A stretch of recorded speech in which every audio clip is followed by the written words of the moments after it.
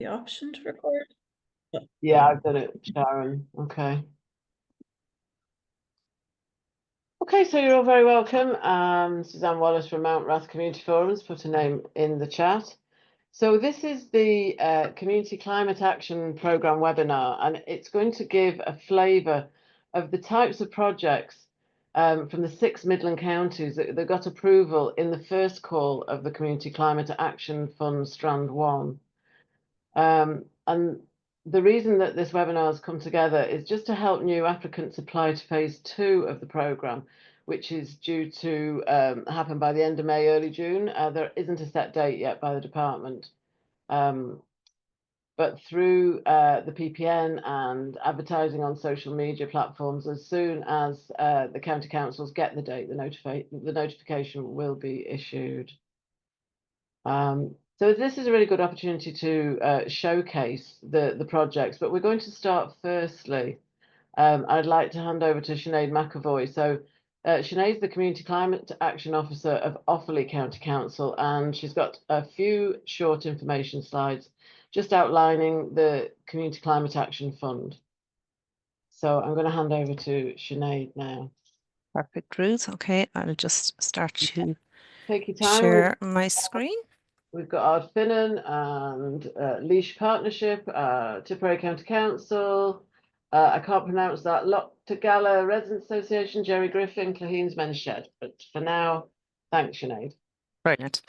Good evening, everybody. Thanks so much for attending our webinar this evening on such a beautiful evening. As Ruth said there, I'm the Community Climate Action Officer for Offaly County Council. My name's Sinead, and I'm just going to give you a very short presentation on the Community Climate Action Programme on behalf of myself and my counterparts in the other 5 local authorities.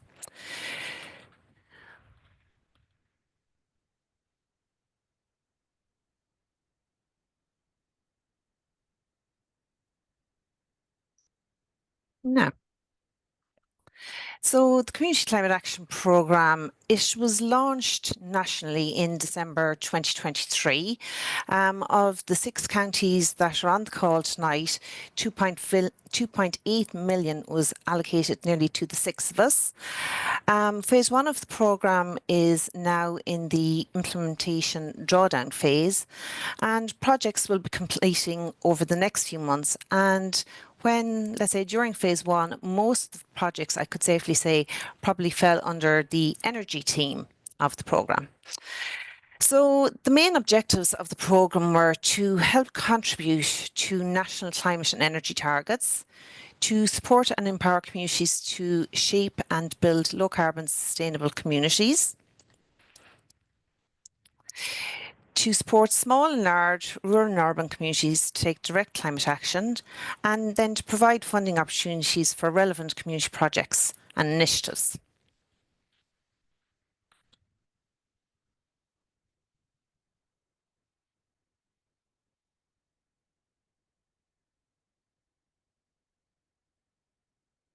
Sorry, now this is moving on for me.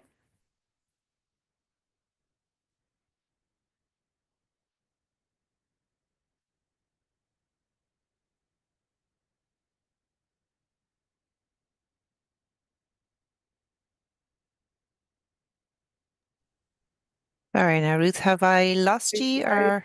No, yeah? no, you've not. No? How are you Okay. doing on? It's just, yeah, it's, let's say, refusing to move for some strange reason. Little glitch going on.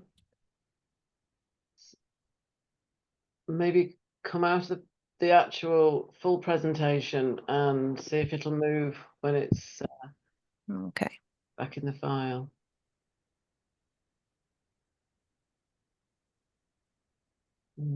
You're on main objectives of the programme, Sinead. Are you happy Yeah. with that slide? Yeah. I Looks am, good. yeah. Yeah, perfect. It's just, it won't move on now to the next one for me.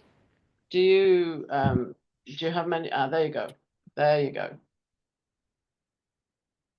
Oh no, it's not. No, it's not. Oh, sorry. I'm going to stop sharing that for a second and I'm going to go back into it again. Is that okay? Yeah, absolutely. Okay. We have Cattliny Development here, and we have Residents Association from Stradbally. From everywhere. Councillor Phil Boogler from Ballina, Boha Tidal Towns. Are you okay, Sinead? No. Okay. I think we'll just go back. Perfect. Here we go now. Sorry about that, guys. So to apply for funding under the Community Climate Action Programme, the eligibility then criteria for the community groups is you must be a not-for-profit organisation, you must be located in the local authority area that you're applying to, you must be registered with the PPN or another collective, for example like the Wheel, or you must be a community group with articles of association or a constitution which holds an AGM every year for which improvements are available. And then also you must meet the state aid and de minimis criteria. So if you're applying for funding under the Community Climate Action Fund, the project must deliver a direct positive impact on climate change. So for example, you have to reduce greenhouse gas emissions, or your project has to strive to do that, or you have to increase the production or use of renewable energy, or increase, let's say, climate resilience, improve energy efficiency, or maybe a project that enhances biodiversity. You can apply for 3 grant sizes. So you can apply for a project, let's say up to the value of 20,000, then a medium scale project between 21 and 50,000, and then large scale projects between 51 and 100,000. And the beauty of the Community Climate Action grants is that the grants are actually 100% funded, so there's no match funding needed. So when you're applying for funding, you can apply under 5 project themes. Phase 1 of the programme, as I've said, is already in progress. We expect phase 2, the themes are not going to change significantly. So the themes are community and energy, travel, food and waste, shopping and recycling, and then local environment and climate action. So under the first theme, just to go into them a little bit more, many of the buildings that we have are very low energy ratings and high running costs, mainly due to heat loss. So how we heat our buildings, and heat loss account for about 10% of Ireland's greenhouse gas emissions. So we're interested in projects which reduce the climate impact of buildings in communities by using less energy, utilising renewable energy and avoiding heat loss. So projects, for example, like retrofitting community buildings, upgrading maybe your LED lights and installing PV solar panels. Team 2 is travel. So again, how we travel is one of the main areas where behavioural change can have a rapid and real impact on achieving our climate goals. Transport accounts for approximately 20% of Ireland's greenhouse gas emissions. And so we're interested in projects which contribute to emission reductions related to travel. So for example, improving access to cycleways, cycle parking, bike sharing schemes and community EV charging points. The third theme then is food and waste, and again, growing, processing and transporting food all use large amounts of energy and materials. And it's estimated that 1/4 of the food we grow is wasted, and food waste accounts for 10% of global emissions. So again, projects might include community gardens and allotments to promote local food production, food pledges maybe from local businesses, and community composting facilities. The fourth theme then is under shopping and recycling. So again, how we consume is a major contributor to emissions in terms of how things are made, transported, used, reused, recycled and discarded. So Ireland is moving towards creating a circular economy, making products that last longer, that can be repurposed, reused and eventually recycled more easily.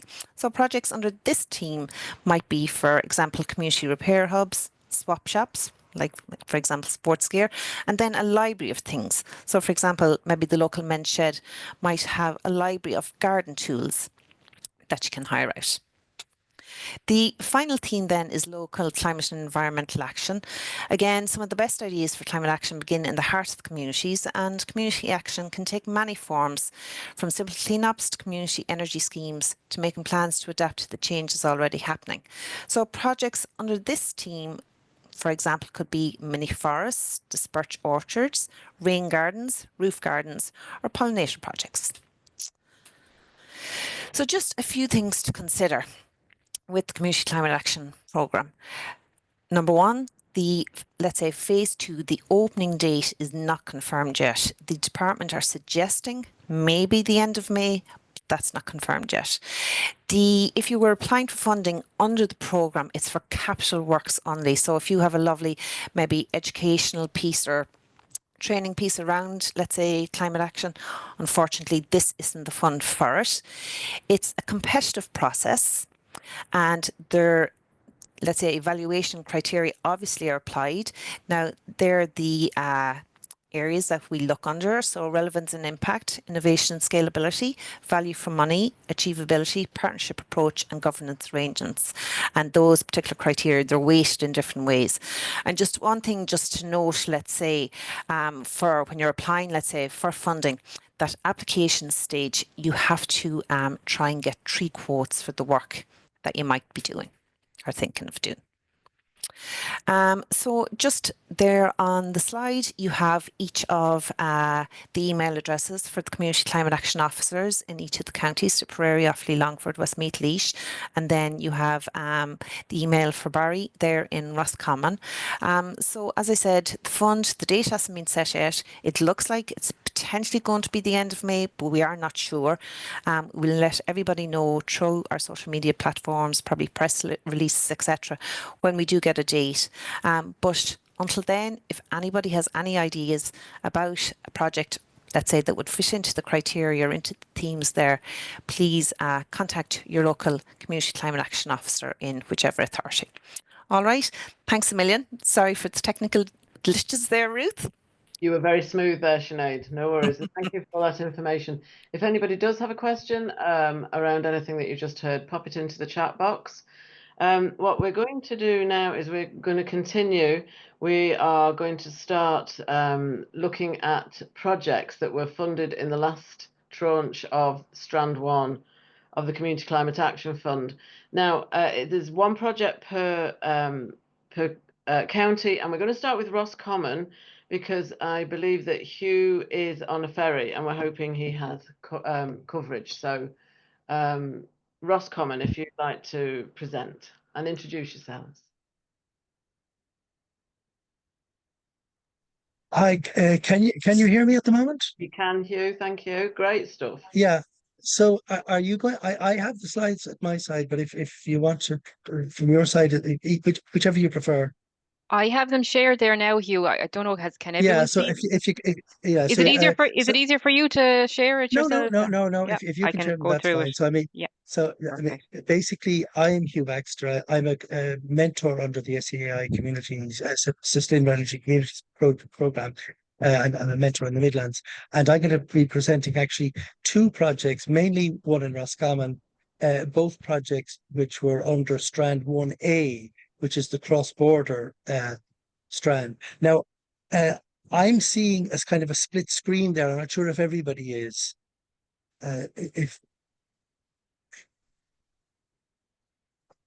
Because I'm seeing half of the second slide there. I'm not sure, is everybody else seeing the sorry, same bear thing? with me now. It's on if you scroll. Yeah, sorry. Yeah, there you go now. Hugh, Is that okay? You wanted? Yeah, yeah, perfect. So the first project, and it's the main one I'm going to be talking about, was a collaboration between Belfast Lough Sailability in Carrickfergus and Loughree Access for All in Ballydee, County Roscommon. You may be familiar with the Loughree Access for All. It features in those lotto ads where they have cruises on the Shannon that were funded by the lotto. These are the 2 leading providers of wheelchair accessible boat cruises in the North and in the Republic.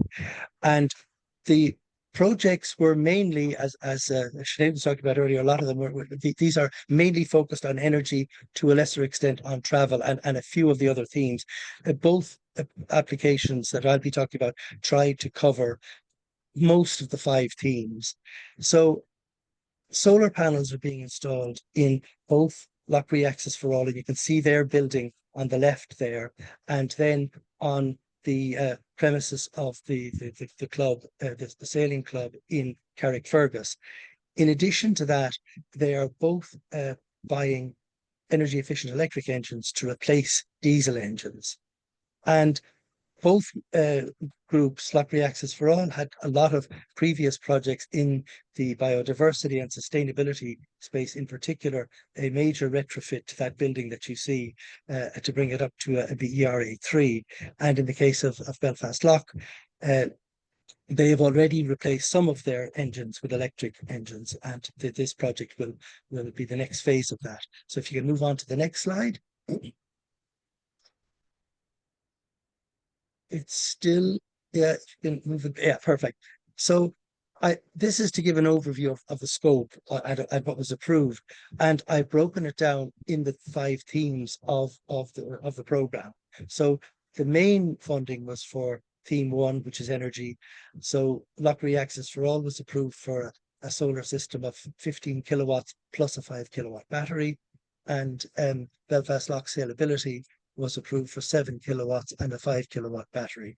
Now, in the meantime, there's been a lot of redesign on particularly the Belfast side, and that system has been upsized a bit. On the travel side, as I mentioned, both operations are putting in a number of electric boat engines under from a particular series of engines called Torpedo. And on the food and waste theme, there was an application on the Belfast side to purchase some compostable dishware, etc. But that was the one element that was not approved in this. There's a number of awareness campaigns around shopping and recycling, and recycle bins being purchased for Belfast Lock.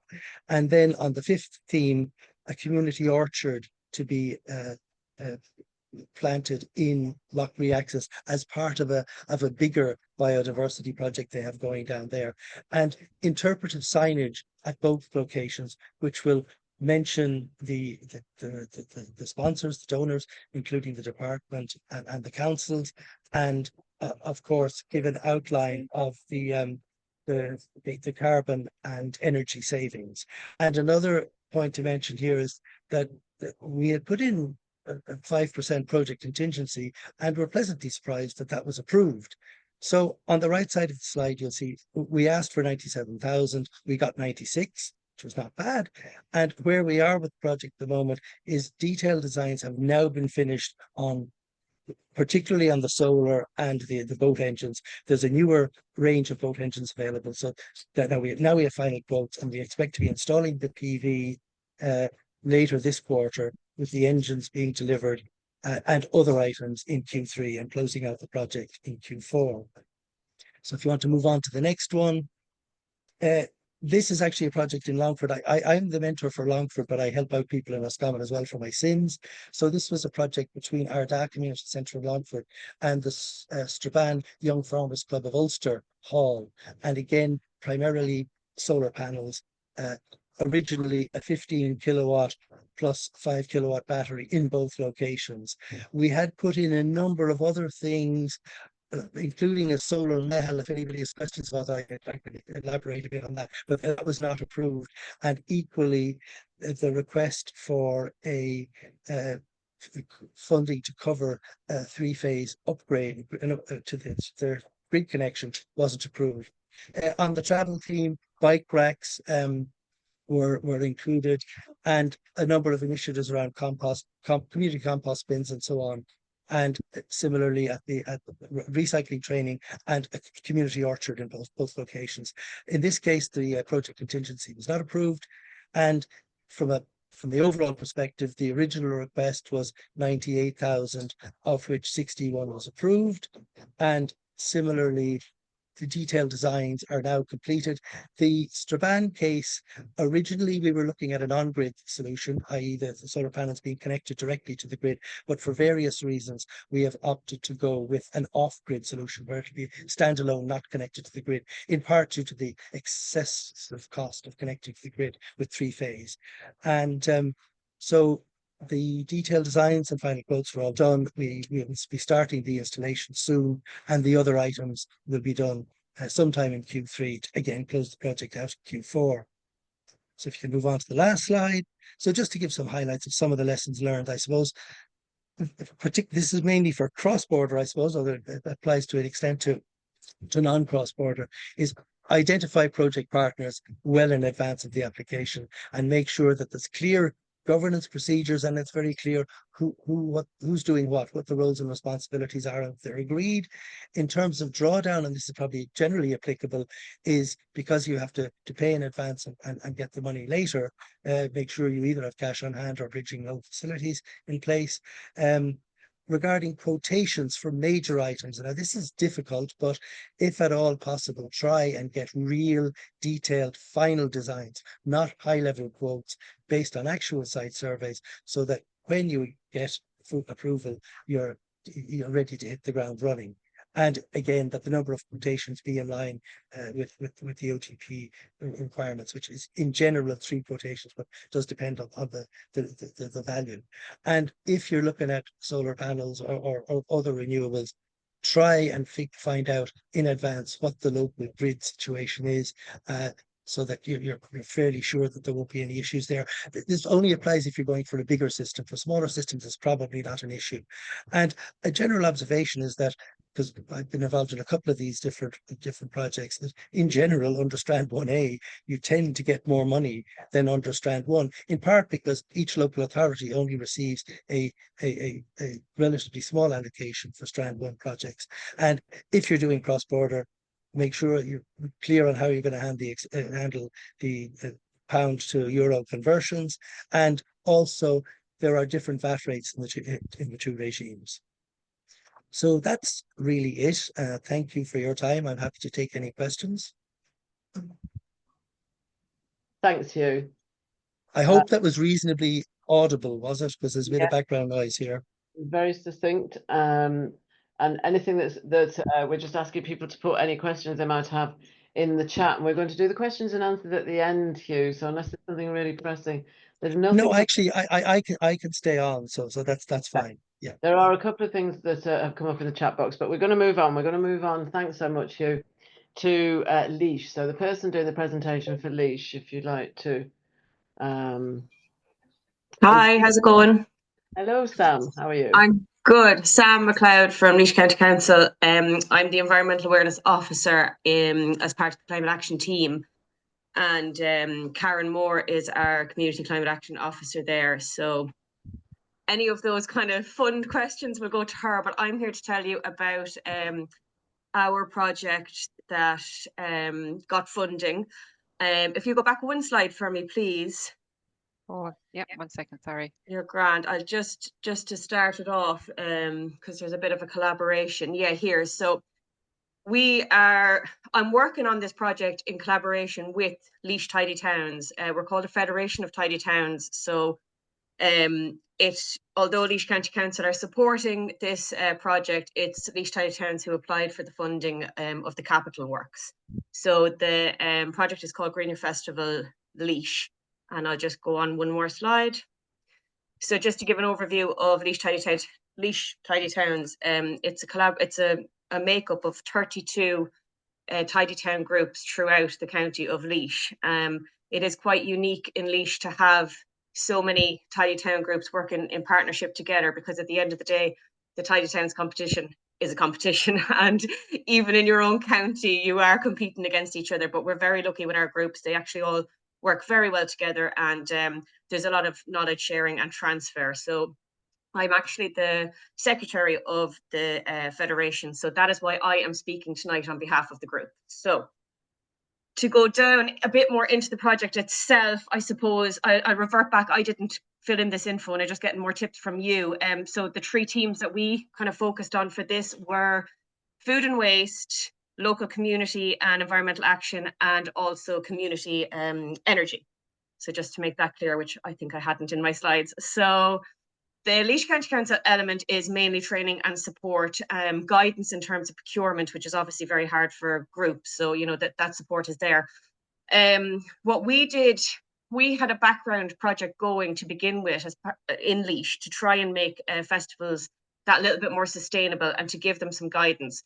So we had got in Native Events to give us a hand in terms of understanding sustainable events. They are industry leaders in the area, and they actually wrote the Sustainable Festival Guidelines for Fáilte Ireland. So we felt like we were in really good hands as to how we would approach as a county to help communities. So as part of that, We got some checklists that would help the groups. We have not yet done, but will be doing a training video, which will relate to everything in this kit. And we are training groups as well around this. We've also done quite a bit of research into some of the stuff that we have procured as part of the kit and as part of the fund. So I'll go on to the next page and we might see more.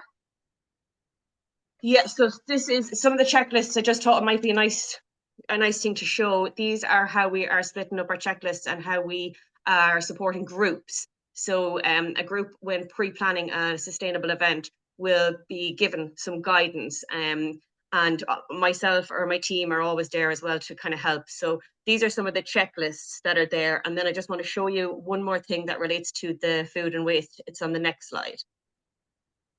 So this is the bin toppers, or bin for structure, which is the buzzword, I suppose. But I suppose the reason for this being in the kit is that, as you can see, say in that picture on the top, there are different colours everywhere that events and even at home that we get for our bins. And we wanted to streamline the approach, whereas that black is for dirty waste, green is for clean, dry waste, and then obviously your compost is brown. So we want every event in Laois to have access to these colours. So we have developed these bin toppers, and they go on top of wheelie bins. And they will hopefully make not just the event organisers' lives easier, but also people who are just going to these festivals, that they might start relating to these colours the more events they go to, and it might just make things a bit more smoother and easier. So that's the bin toppers, and that was done again in collaboration, not just with Tidy Towns who hold these events, but also with bin companies, the collectors of bins. So we really wanted to get an overall approach. So next slide, please. So just to dive into our funding application, I mentioned the teams and I've mentioned the collaboration process. We applied for 51,000 and we got it.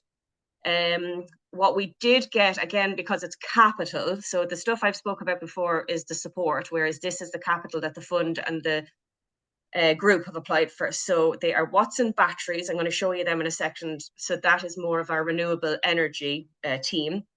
Water refill units, again, this, I'll show you them, but this is again the sustainable route to reduce single-use plastic, as is the reusable cups. So that them two go hand in hand. But if you go on, yeah, so here you kind of have to see these to understand, I think, a little bit. They're really cool looking. What their purpose is to try to replace, where possible, because they are smaller scale, but where possible, generators where events might be off grid and not have access to power. So just a quick, I don't want to go on too long, but one of the events we worked with was Culture Night in Laois, and they're small, it's a small event, but they use local artists. And the artist in question at this event was using lights to do her display. And she would have had to get a generator because it was an outside off-grid location. So she would have had to get a generator in.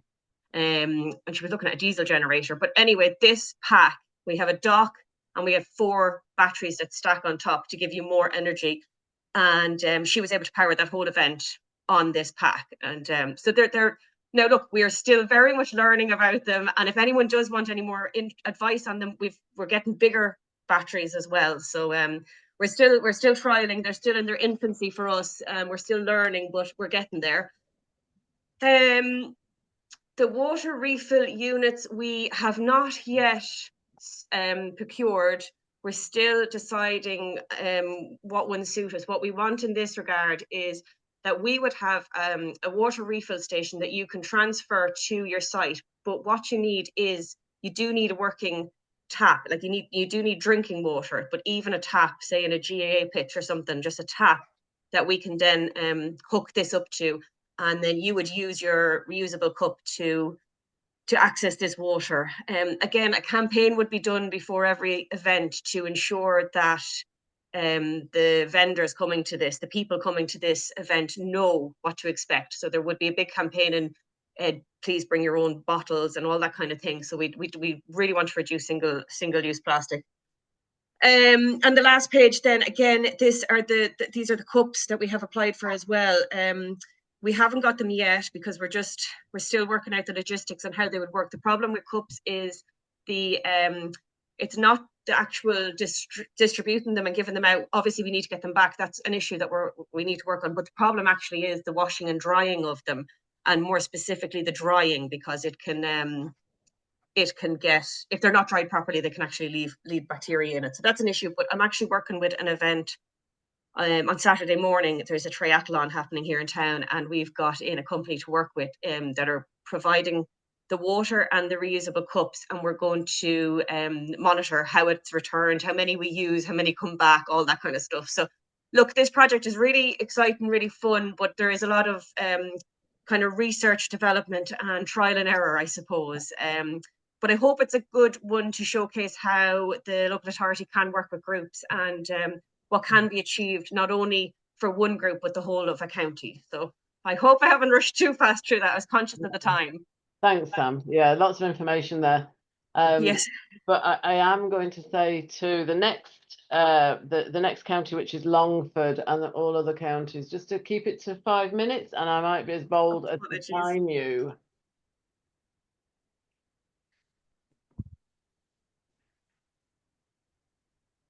All right. Hi, my name's Andy McManus. I'm from the Employment Development and Information Centre in Longford.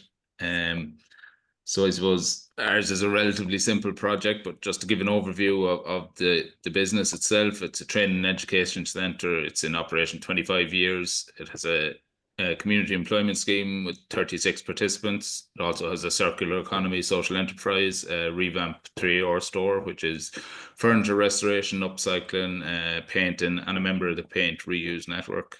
It also has a full training kitchen, which is in operation for 17 years. And the cafe attached, I suppose, caters for room bookings, staff, as well as offering low-cost meals to local communities. So we wanted to apply the circular philosophy that's within the business to the community cafe, and we were wondering kind of how we could use the food waste. So at that stage, we contacted our local community climate action officer, Linda, and we got great information on both possible solutions and funding that we could apply for. So we were considering a couple of options. Regular composting. I suppose the downside to it was it required a relatively large area, and it takes quite a while to produce the end product. We looked at anaerobic digesters, which would produce gas for the kitchen. But again, there was maybe storage issues with the gas and whether we had enough food waste for the capacity of production required. So we came across it's an aerobic digester that you see there in the picture.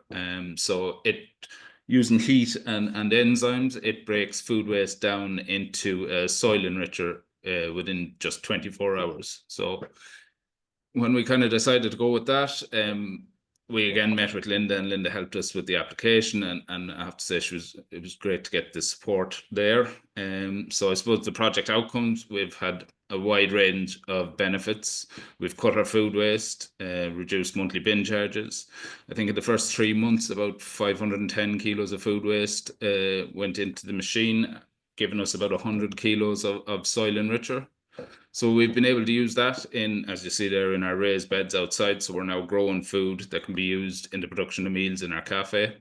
We've also supported local community groups in other projects, Tidy Towns groups, residents associations, environmental community employment schemes. I suppose we had this week, we had a quote in from one of the Tidy Towns groups in the county saying they've been using the soil enricher and they find that their plants are really thriving. So that was good to hear, I suppose, in that aspect.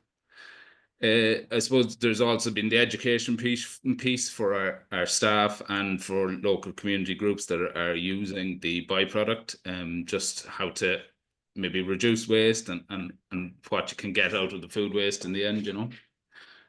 So that's kind of the overview, short and sweet from me. Thanks very much, Enda. Yes, very short and sweet. Great project. We're going to move on to Tipperary now. So the person who's presenting, please introduce yourself. Hi, can you hear me there? John O'Shaughnessy is my name. Hi, John. Yeah, so this is a project, it's a local community park in Thurles, in Loughtagalla. It was actually, I'll just go through this quickly, I won't read all that text, but this park was established in 1961, actually by the Residents Association. It was a wasteland, and the local residents at the time decided to develop it into a park, and got help from the residents, obviously, and then once we raised a certain amount of funds, got the local authority to help to purchase the land and develop a park. And the actual park construction was done by the local community people, again, local carpenters, blocklayers, whatever else was required. So the work was done by the local committee itself. It was opened in 1963 by Archbishop Tom Morris. Again, over the years from 1963 up to 2015, the park actually lost a lot of its attractiveness. So it was decided in 2015 to recommence the Residents Association and develop the park into, you see the little sign there on the left, Loughtagalla Biodiversity Play Park, and that's kind of where this team comes under. But that was all done with the help of Tipperary County Council and North Tipperary Development Company, where we done a survey of the local residents in the area over quite a wide area. And you can go on to the next slide. We came up with a results of that survey, which basically said that the residents wanted an area for people to walk, jog, run. They wanted a sensory garden, and they wanted it to include for older people and younger people, and also to be have a sustainability team for biodiversity, rewilding, and all that kind of stuff. So we appointed an architect in 2018, Ron de Bruin, who designed it, and after a lot of consultation, we came to a final design and went for planning in September 2020. So you can slip on to the next slide. And we achieved full plan in December 2022, or sorry, 2020. Now, this is a 5-year project actually that we set out. So we had to start fundraising, and again, with the help of North Tipperary Development Company, we set up a GoFundMe page, and within a year we'd raised €50,000 ourselves, with one past resident of the Loughtagalla area donating €10,000. He now lives in Clare, but he was glad to donate and didn't want his name mentioned. But then we've done lots of other things: Churchgate collections, bucket collections, music festivals, and we'll see that as we go along. So again, the leader funding we got for phase 1, so that's separate to the funding we're talking about here now. That phase actually cost €250,000. It's now done and complete. We had to go through the whole planning, design, public procurement, contractor, and then project manage the whole thing. Very, very successful. And we now do, again, to continue to fundraise, which we need to do, we have a split the bucket draw. There's just the overall cost of this project, actually €500,000. As I mentioned, phase 1 is complete, cost €250,000. Phase 2 is just about to commence in July 2025, we hope, and finish by Christmas. And phase 3 is where the funding come in under the Climate Action Fund, which is the planting. We've planted, I'll show you photographs now in a second, but thousands of trees and plants and wilding areas. That phase cost €90,000, just above it, and we got full funding under this programme. And we commenced in January of this year, and we're going to finish it in the next 2 weeks. So we'll move on. So again, this is the original phase 1. This sod turning was done by a local resident there who's since passed on, unfortunately. And then we had an official opening there. We might move on to the next slide.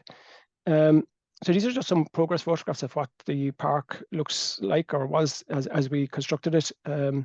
So you can, there's the official, you can move on. There's the official opening. Father Joe Welch and another member of the community cut the ribbon. Father Dennis Evans, that was phase 1. And this is the sustainability side of it. So this whole park is built on the theme of biodiversity. So it's probably not well seen in this photograph, but we've actually, as part 3, phase 3, which is under this Climate Action Fund, we've planted thousands and thousands of trees.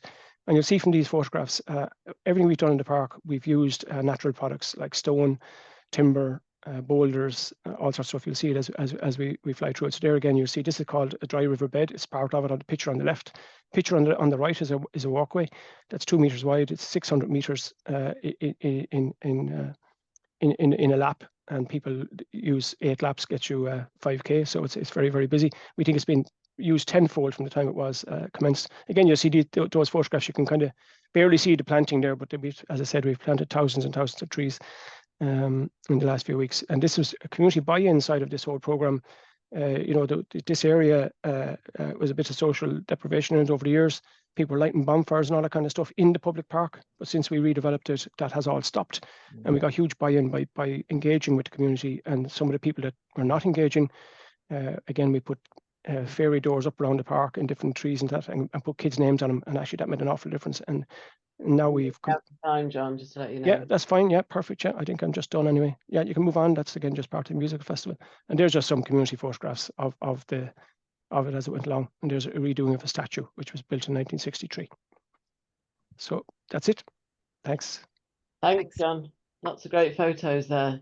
So that was Tipperary, and so now I'm going to invite the Offaly presentation, if they'd like to come and introduce themselves. Hi, good evening, everybody. Michael Carroll here. I'm a member of Tullamore Lions Club, and yeah, I'm here to talk about our project. I'm just going to set my timer here, make sure I get in 5 minutes. Yeah, so the photograph on our slide is it's an area of privately owned peatland near Tullamore, and our project is all about it comes under the local climate and environmental action theme, and it's really about identifying and restoring back to the original state degraded raised bogs like the one in the photograph. So the problem with them is obviously they've been interfered with in the past because they were drained for cutting, so they're emitting lots of carbon into the atmosphere, and the biodiversity in them has been just damaged severely and is in decline. Things like the curlew, for example, would be a species of a well-known species of Irish bird that has declined something like 90% since 1970. So our plan was to find a site and restore it. I'll just give a quick update on, for anybody who is not familiar with Lions Club. So we're a community service organisation. Our primary focus really is helping the community, like fundraising and helping needy individuals or groups in the community. We do lots of things, food appeals. We've run a major project here in the Midlands, raising funds for a hospice. So that was kind of our background. But a couple of years ago, and we're part of a global organization, so there was a big sustainability theme, and we were all challenged to think of projects that we could do in our communities to try and make a real difference. So that's where we came up with you can just move on to the next slide, and I'll touch on that. Was just a very brief. It was a similar project that happened in County Clare, and that gave us the idea. So we felt, look, okay, we have good organizational skills. Let's try and find a site and let's try and make it happen. So you can move on to the next slide, and I'll kind of talk through this. Yeah, I'll spend my time with this one. So basically, these were kind of from around December 2022 up to just recently. These would be the steps that were required. So we had to obviously find a landowner, and we did. We were very fortunate that the Grennan family in Rath agreed. They had about 11 hectares of that area of bog that you saw. We had to set up some project governance, so we established a group, Clonbale Peatland Conservation Group. And then I suppose the key was to bring in some expertise. None of us were experts in peatland restoration of any sort, so we brought in an expertise, an ecologist, and he helped us. And the first major step was to really get a feasibility study done, which happened in 2023. And we got help there from through the Peatland Community Engagement Scheme to fund that. And that gave us a plan. So we knew then exactly what state that particular site was in and what we needed to do. And that's where the Community Climate Action Fund came in. We applied early last year. We put our proposal together, and we were thrilled then to find out that we looked for about 22,500. We had basically 3 things we needed to get done from our study. We knew that there was a lot of invasive rhododendron on the site that had to be removed.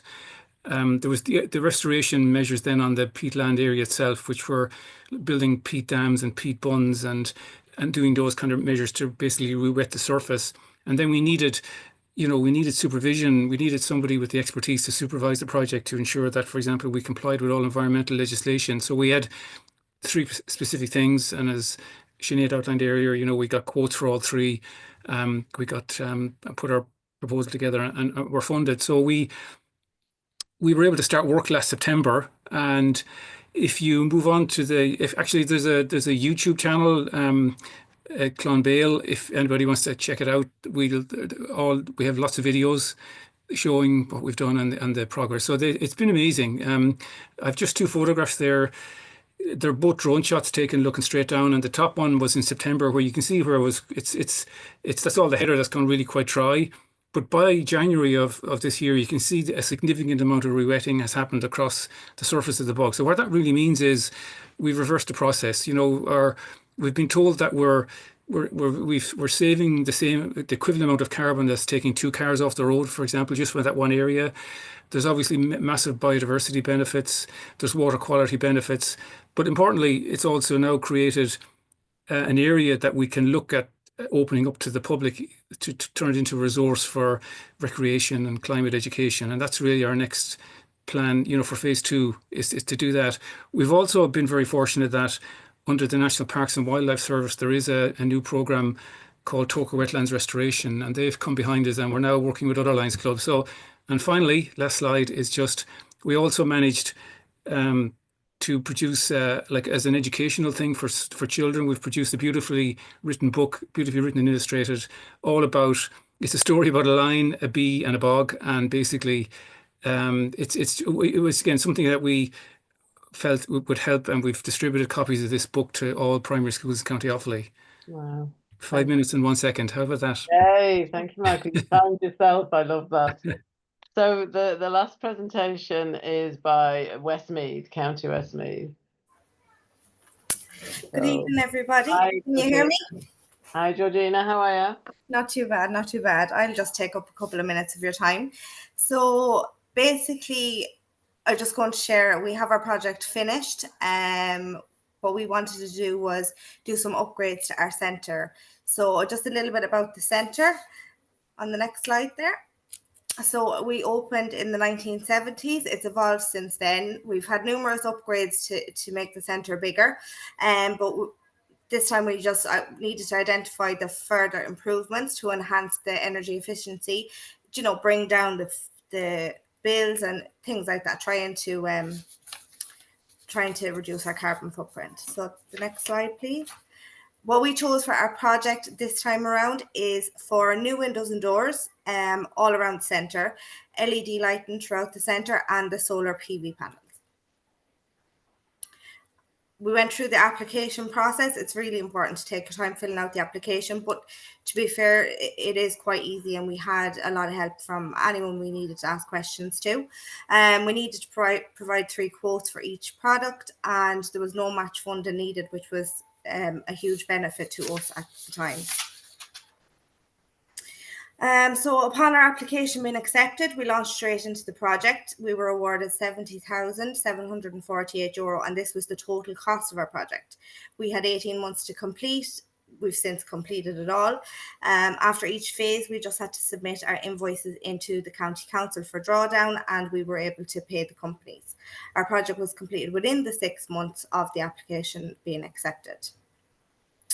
So we had to submit photos upon each phase and submit the evidence of the payment made to each company. So I just put in a couple of photos here, and this is just a couple of photos of many of the doors and windows.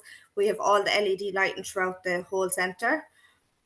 And there's our solar panels that were put on the roof. We had about 20 of them put up.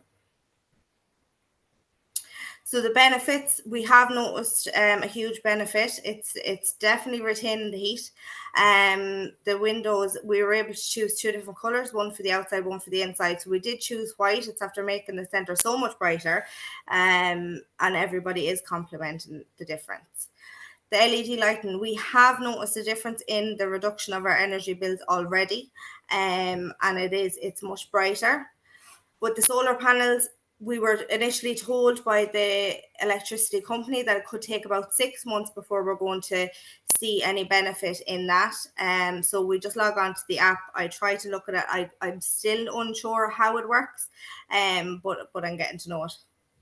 So these are just screenshots of the app that we use. So this is the daily one, and it would say there in the corner, the net revenue per day is €2.08. And then there's a year, like one that's up to date since November is when we got them installed.